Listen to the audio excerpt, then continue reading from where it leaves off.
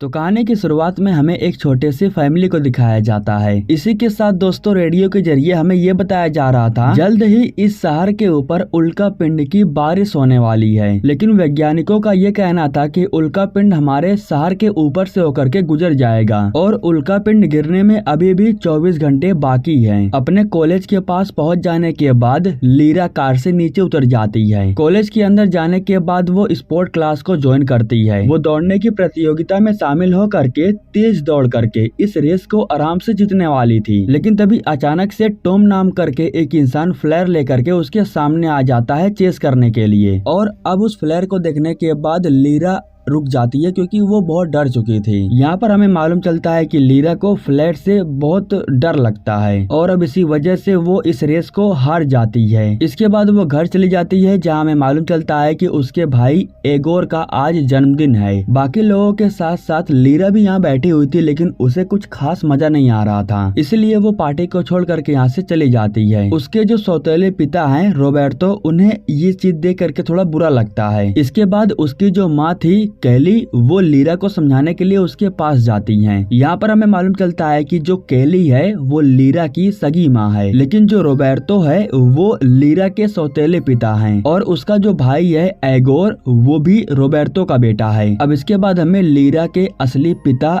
एर्बो को दिखाया जाता है जो इस समय स्पेस स्टेशन के अंदर हैं। दरअसल जो उल्का पिंड की बारिश होने वाली थी उसी की सिलसिले से ये स्पेस स्टेशन में गए थे मिशन को पूरा करने के लिए। हालांकि इस मिशन को पूरा करने के लिए वो अकेले नहीं थे बल्कि उनके साथ में उनकी पूरी टीम थी। वो कई सालों से इस स्पेस स्टेशन के अंदर हैं, इसी वजह से उनकी बीवी और बेटी उनसे नाराज हैं। घर वालों के मना करने के बावजूद भी वो इस मिशन को पूरा करने के लिए स्पेस में आ गए। अब जैसे ही उल्का पिंड की जो बारिश होने वाली थी उससे ये लोग छुटकारा पा जाएंगे तो ये लोग वापस घर जा सकते थे। स्पेस स्टेशन के अंदर एक वैज्ञानिक अपने डायरेक्टर को बताता है कि जो भी उल्का पिंड हमारी पृथ्वी की तरफ आ रहा है उससे हमें कोई समस्या नहीं है क्योंकि वो सारे उल्का पिंड हमारे पृथ्वी के पास से होकर के गुजर जाएंगे। लेकिन अभी भी कुछ कहा नहीं जा सकता है। अगर उल्का पिंड की दिशा चेंज हो गई तो हमारी पृथ्वी पर भारी समस्या आने की संभावना हो सकती है। यह सुन करके इनके जो डायरेक्टर थे वो गुस्सा हो जाते हैं और कहते हैं कि इसका कुछ इलाज करो। अगले सीन में हमें लीरा को दिखाया जाता है जो टॉम के साथ में बैठ करके बातें कर रही थी। दौड़ने वाले कंपटीशन में जो कुछ भी हुआ उसके लिए टॉम उससे माफी मांगता है। इसके बाद वो लीरा को लेकर के एक बिल्डिंग के ऊपर जाता है जहाँ पर काफी खूबसूरत नजारा दिख रहा था। साथ में वो ये भी कहता है कि तुम यहाँ से उल्का पिंड की बारिश होता हुआ देख सकती हो। खैर अब जो लीरा थी वो घर आ जाती है जहाँ उसकी मुलाकात एगोर से होती है। एगोर अपनी बहन को बताता है कि वो भी उल्का पिंड की बारिश को देखना चाहता है क्योंकि ऐसा नजारा हर कोई 50 सालों में एक बार देख पाता है और मुझे पता है कि मेरे मम्मी पापा उल्का पिंड की बारिश को मुझे नहीं देखने देंगे। जिसके बाद लीरा उसे अपने पास बुलाती है और उसे एक दूरबीन देते हुए कहती है समय होने पर तुम उस बिल्डिंग के ऊपर जा सकते हो, वहाँ से तुम उल्का पिंड की बारिश को देख सकते हो। अब धीरे धीरे 24 घंटे पूरे हो जाने के बाद उल्का पिंड की बारिश शुरू होने वाली थी, लेकिन अभी भी सारे साइंटिस्ट, सारे इंसान ये सोच करके निश्चिंत थे कि इनकी पृथ्वी को उल्का पिंड से कोई भी खतरा नहीं होने वाला है क्योंकि वो पास से होकर के गुजर जाएगा। और ठीक ऐसा होता भी है। जो छोटे छोटे वाले उल्का पिंड थे वो तो पृथ्वी के पास से होकर के गुजर जाते हैं, लेकिन वहीं कुछ समय के बाद इन्हें उल्का पिंड का एक दूसरा झुंड दिखाई देता है जो इनकी पृथ्वी की तरफ ही आ रहा था। दरअसल उसी उल्का पिंड के पीछे एक और उल्का पिंड का झुंड आ रहा था जिसके बारे में साइंटिस्ट पता नहीं लगा पाते हैं। ये सभी लोग टेंशन फ्री हो चुके थे लेकिन अब इनके ऊपर बहुत बड़ी समस्या आ चुकी है। सिर्फ 7 मिनट बाद सारे उल्का पिंड इनके स्पेस स्टेशन के करीब आने वाले थे और सिर्फ इतना ही नहीं, वो उल्का पिंड कुछ शहरों के ऊपर गिरने वाले भी थे। जिसके बाद एर्बो जाकर के चेक करता है कि आखिर कौन कौन से शहर के ऊपर उल्का पिंड गिरने वाला है। जहां उसे मालूम चलता है कि जिस शहर में उसका परिवार रह रहा है वहां पर भी उल्का पिंड गिरने वाला है। वो फौरन अपनी बेटी के एक डिवाइस से कनेक्ट होता है और उन्हें इस खतरे के बारे में बताता है। वो अपनी बेटी को इस खतरे के बारे में आगाह कर देता है लेकिन वो खुद सावधान नहीं हो पाता है। उल्का पिंड की बारिश जैसे ही होती है तो वो स्पेस स्टेशन के एक हिस्से को ही उड़ा देता है और जब वो पृथ्वी पृथ्वी पर आकर के गिरता है तो मानो जैसे कि अब पृथ्वी पूरी तरीके से तबाह होने वाली है। सभी लोग अपनी जान बचा करके घर में से बाहर निकल करके आने लगते हैं। इस दौरान जो टॉम था वो लीरा के पास आ जाता है और उसे अपने साथ लेकर के जाने लगता है, लेकिन तभी अचानक से जिस दीवार के पास ये लोग खड़े थे वो टूटने लगती है। दीवार गिरती उससे पहले टॉम लीरा को साइड कर देता है और खुद दीवार के नीचे फंस जाता है। ठीक उस समय एक कार आकर के लीरा को ठोक देती है। हालांकि अभी वो ठीक ठाक थी, उसकी सांसें चल रही थी, इसलिए ये लोग उसे उठा करके कार में रख लेते हैं और हॉस्पिटल लेकर के जाने लगते हैं। लेकिन शायद इन बेचारों को नहीं पता था कि हॉस्पिटल के साथ साथ अब सब कुछ तबाह हो रहा है। खैर अब कुछ समय के बाद लीरा को होश आ जाता है और वो कार से उतरने के बाद यहाँ से भागने लगती है। लेकिन उसी समय यहाँ पर एक बहुत भारी उल्कापिंड गिरता है जिसकी वजह से ढेर सारी बिल्डिंग्स गिर जाती हैं। सीन कट करके हमें एर्बो को दिखाया जाता है जो अपने स्पेस स्टेशन में उल्टा लटका हुआ था। उसके शरीर से खून भी निकल रहा था क्योंकि वो थोड़ा जख्मी हो गया था। जब उसे होश आता है तब AI वॉइस उसे बताती है कि तुम्हारे अलावा इस स्पेस स्टेशन में अब कोई नहीं जिंदा बचा है। अब इसके बाद जो एर्बो था वो अपनी बेटी को ढूंढने के लिए सैटेलाइट की हेल्प लेता है और वो उस डिवाइस से कनेक्ट होता है जो उसकी बेटी के बहुत करीब है। पास के डिवाइस से जब वो कनेक्ट हो जाता है तब वो अपनी बेटी को बुलाता है। अपने पिता की आवाज सुन करके वो उठ जाती है, लेकिन बाद में लीरा को पता चलता है कि उसके जो पिता हैं वो मोबाइल फोन से नहीं बल्कि उसके पास में जो एक बेबी मॉनिटर है उससे कनेक्ट हो गए हैं, जिसकी वजह से वो अपनी बेटी को देख भी पा रहे थे और उनसे बात भी कर पा रहे थे। अब लीरा जिस जगह पर फंसी हुई थी एर्बो उस जगह का स्कैन करता है और लीरा को सही सलामत बाहर निकालने में वो उसकी हेल्प करता है। इस तरीके से अब जो लीरा थी वो सही सलामत उस जगह से बाहर आ जाती है। बाहर आने के बाद लीरा को यहाँ का माहौल के बारे में मालूम चलता है। उसे पता चलता है कि यहाँ पर अब रहने लायक एक भी जगह नहीं बची हुई है। हालांकि दूसरी तरफ हम लीरा के परिवार को देखते हैं जो कि यूनिवर्सिटी के अंदर रुके हुए थे और बाकियों को भी रेस्क्यू करके उन्हें भी यहाँ पर लेके आ रहे थे। लीरा के जो पिता थे वो अपनी पत्नी यानी कि केली से बात करते हैं, जहाँ केली लीरा को बताती है कि जो एगोर है वो उसके पास नहीं है। एगोर का नाम सुनने के बाद लीरा को याद आता है कि वो उल्कापिंड की बारिश देखने के लिए उस बिल्डिंग के ऊपर जाने वाला था। हालांकि इस चीज के बारे में अभी भी लीरा अपने माता पिता को नहीं बताती है। लेकिन जब माँ का कॉल डिस्कनेक्ट हो जाता है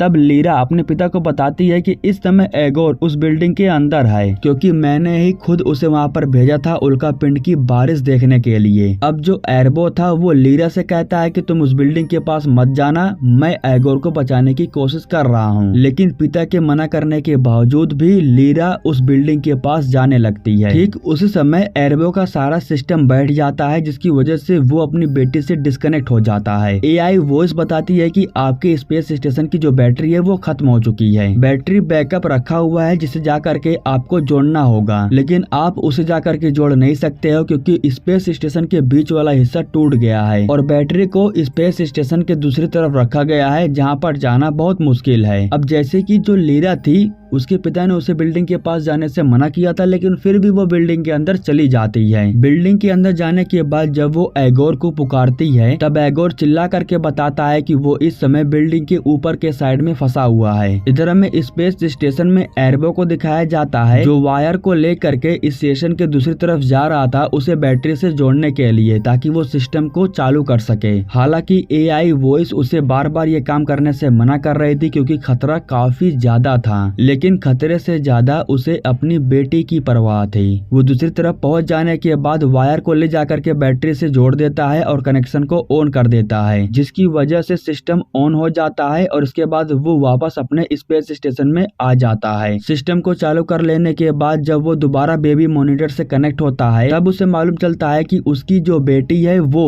एगोर को बचाने के लिए बिल्डिंग के अंदर जा चुकी है। यहाँ बिल्डिंग के अंदर हम लीरा को देखते हैं जो सही सलामत एगोर को अपने पास हासिल कर लेती है, लेकिन ऊपर से जब एर्बो इस बिल्डिंग को स्कैन करता है तब उसे मालूम चलता है कि इस बिल्डिंग के गिरने के चांसेस 87% है। यह जानने के बाद एर्बो भी बहुत डर जाता है क्योंकि उसकी बेटी उस बिल्डिंग के अंदर ही फंसी हुई थी, लेकिन इसके बाद वो अपनी बेटी को एक आसान रास्ता बताता है जिसकी वजह से वो बिल्डिंग से बाहर आ जाती है और वो जैसे ही बाहर निकल करके आती है तभी बिल्डिंग टूट करके नीचे गिर जाती है। अब ये दोनों अपनी जान बचाने के लिए एक बिल्डिंग के अंदर चले जाते हैं। इस बिल्डिंग में कोई खतरा नहीं था क्योंकि ये बहुत ही मजबूत बिल्डिंग था। अब काफी समय तक ये लोग इसी बिल्डिंग के अंदर रुकते हैं, लेकिन जब कोई इन्हें बचाने के लिए नहीं आता है तब इन्हें मजबूरन बाहर जाना ही पड़ जाता है। इस समय वो बेबी मॉनिटर लीरा के पास ही था। उसके जो पिता थे वो बेबी मॉनिटर से कनेक्ट थे और वो लीरा को रास्ता बता रहे थे। इस तरीके से लीरा अपने पिता के बताए हुए रास्ते पर जाती है और वो उस जगह पर पहुंच जाती है जहां पर बहुत से लोग इकट्ठा हुए थे। जब ये दोनों नीचे उतर रहे थे तभी एक जोरदार धमाका होता है। धमाका होने की वजह से जो एगोर था वो काफी दूर फेंका जाता है क्योंकि वो बाहर के साइड में खड़ा था। अब इस धमाके की जानकारी एरबो को मिल जाती है। थोड़ा शांत माहौल हो जाने के बाद लीरा भाग करके एगोर के पास जाती है, जहाँ पर वो देखती है कि वो बिल्कुल ठीक ठाक है, सिर्फ उसके सर में से थोड़ा बहुत खून बाहर निकल रहा था। लीरा उसे लेकर के फौरन हेलीकॉप्टर के पास जाती है और यहाँ पर हम देखते हैं कि इस समय हेलीकॉप्टर के अंदर टॉम भी बैठा हुआ था, जो खुद हेलीकॉप्टर से बाहर आ जाता है और एगोर को अंदर बैठा देता है, जिसकी वजह से अब हेलीकॉप्टर वाले एगोर को लेकर के चले जाते हैं। अब एक छोटी सी जानकारी देने के लिए एरबो एक बार फिर से लीरा के पास वाले डिवाइस से कनेक्ट होता है और इस बार वो टॉम के फोन पर कनेक्ट हुआ था। इसके बाद जब लीरा अपने पिता से बात करती है तब वो लीरा को बताते हैं कि तुम्हारे पास एक बहुत ही बड़ी बोट है। कुछ समय पहले जो धमाका हुआ उसी बोट के अंदर हुआ है, जिसकी वजह से आग फैल रही है और अगर आग धीरे धीरे पूरे बोट में फैल गई तो एक जोरदार धमाका होगा, जिसकी वजह से आधा शहर पूरी तरीके से बर्बाद हो जाएगा। तुम लोगों के पास अभी भी समय है, जितना हो सके उतनी दूर जाकर के भाग जाओ। मैं तुम्हें बता रहा हूँ अब रेस्क्यू टीम बिल्कुल भी नहीं आने वाली है, ये लास्ट हेलीकॉप्टर था। अगर इसके बारे में तुम किसी को जाकर के बताओगी तो वो तुम पर विश्वास नहीं करेगा। जिसके बाद लीरा कहती है कि मैं इस तरीके से सबको छोड़ करके नहीं भाग सकती हूँ। पिता की बातों को सुन करके वो गुस्सा हो गई थी, इसलिए वो फोन को फेंक देती है। दरअसल लीरा समस्या का समाधान ढूंढ करके उसे ठीक करना चाहती थी ताकि शहर और शहर में रहने वाले लोग दोनों की जान बच जाए। इसके बाद ये दोनों एक छोटे से नाव को लेकर के उस बड़े से बोट के पास जाते हैं। अब ये लोग बोट के अंदर जाते हैं लगे हुए आग को बुझाने के लिए, लेकिन आग काफी ज्यादा मात्रा में लगी हुई थी और जैसे ही आग को लीरा देखती है तो उसे बेचैनी होने लगती है। यहाँ पर जो टॉम था वो बेबी मॉनिटर को लेने के बाद उसे ठीक कर देता है, जिसकी वजह से अब उसके जो पिता थे वो दोबारा उससे कनेक्ट हो पाते हैं। जब उसके पिता को मालूम चलता है कि वो बोट के अंदर जा चुकी है तब उसके पिता भी उसकी हेल्प करने लगते हैं। वो रास्ता बताने लगते हैं कि आग को बुझाने के लिए इन्हें किस तरफ जाना चाहिए, लेकिन इस दौरान टॉम गलती से दूसरे दरवाजे को खोल देता है जिसमें आग लगी हुई थी। आग की वजह से टॉम काफी दूर फेंका जाता है, जिसकी वजह से वो बेहोश हो जाता है। अब टॉम बेहोश हो चुका था, इसलिए लीरा के पिता उससे कहते हैं कि अब जो भी करना होगा वो तुम्हें ही करना होगा। अब लीरा की हेल्प करने के लिए एरबो टॉम के हाथ का एक हेल्प लेता है। अब जैसे कि टॉम का जो हाथ था वो रोबोट का बना हुआ था, यानी कि वो भी एक डिवाइस था, और अब इस तरीके से जो एरबो था वो टॉम के हाथ के साथ खुद को कनेक्ट कर लेता है। उसने ऐसा इसलिए किया ताकि लीरा को लगे कि उसके पास कोई है और वो अपने आप को बिल्कुल भी अकेला महसूस ना करे। एरबो कहता है कि आग तेजी से फैल रही है, तुम्हें जो भी करना होगा वो फौरन करना होगा। तुम्हारे सामने एक बॉक्स रखा हुआ है जिसके अंदर फायर आउटफिट है। लीरा फौरन जा करके उस बॉक्स में से फायर आउटफिट को बाहर निकालती है और उसे पहन लेती है। सूट को तो उसने पहन लिया था, लेकिन अब आग को बुझाने के लिए एक बहुत ही हार्ड वाले रास्ते को उसे पार करना था। जिस चीज से वो बचपन से डरते हुए आ रही है वो चीज ठीक उसके सामने थी, लेकिन फिर भी वो सिर्फ अपने पिता की बातों को सुनती है और आगे बढ़ती है। आगे जाने के बाद वो सारे नाइट्रोजन गैस के सिलेंडर्स को ऑन कर देती है, जिसकी वजह से कुछ ही पल में बोट के अंदर जितनी भी आग लगी हुई थी वो बुझ जाती है और ये लोग सही सलामत फिर से बाहर आ जाते हैं। एरबो ने अपनी बेटी की तो जान को बचा लिया था, लेकिन वो खुद अपनी जान नहीं बचा पाता है क्योंकि अब उसका जो स्पेस स्टेशन था वो वायुमंडल में प्रवेश कर चुका था, जिसकी वजह से उसके स्पेस स्टेशन में आग लग जाती है और स्पेस स्टेशन के साथ साथ वो भी जल करके मारा जाता है। इधर जो लीरा थी वो अपनी माँ के पास सही सलामत पहुँच जाती है, लेकिन अभी भी वो अपने पिता को याद करके बहुत रो रही थी। इसके बाद वो अपने भाई को देखती है जो कि बिल्कुल ठीक ठाक था। कुछ जगहों पर ही उल्का पिंड गिरा था, लेकिन कुछ जगह ऐसी थी जो बिल्कुल सुरक्षित थी। ये लोग उन्हीं में से एक जगह पर जा करके अपनी लाइफ को एंजॉय करते हैं। और इसी के साथ दोस्तों ये कहानी यहीं पर समाप्त हो जाती है। दोस्तों हमारे YouTube चैनल को सब्सक्राइब करने के लिए आप लोगों का दिल से शुक्रिया।